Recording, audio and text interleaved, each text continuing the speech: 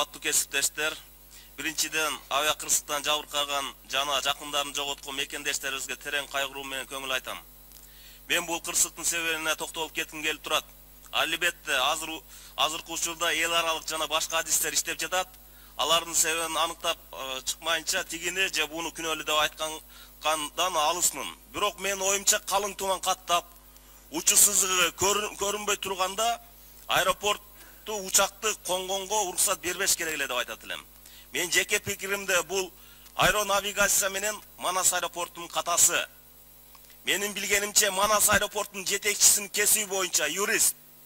Ал эми кыргыз аэронавигациясынын жетекчиси бухгалтер кесиби боюнча. Ошол аэропорту дагы ушундай эле авиацияга туура келбеген кесиптин ээлери жетектеп отурушат. 2008-жылы 68 жаш спортчу курман болгон эле. Ошол кырсык бийлик сабак алган жок. Азырдагы авиацияга өзүнүн туугандарын, жакындарын толтуруп, алардын шалакалыгын айынан биздин жарандардын өмүрү менен кош айтышып турат. Таза иштеген кесипке адистерге жалган жала жаап, аларды жумуштан айдап отурушат. Улуу окумуштуу Жуковский мындай 100 жыл мурун айткан, учак адамдын колу менен жасалган улуу иш. Ал учуу техникалысын, мыйзамдарды каттуу сактаган адамдарга гана тийиш.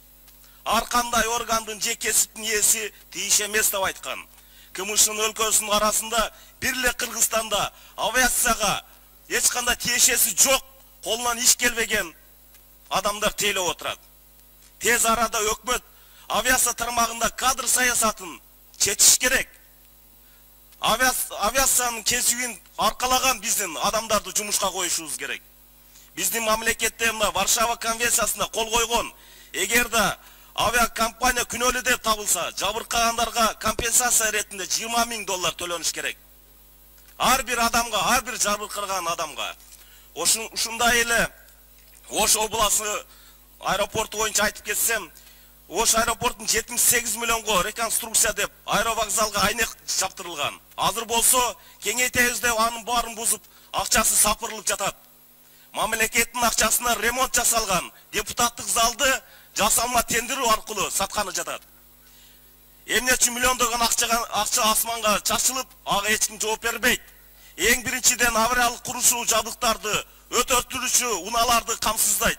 Адистерди даярдаш керек го.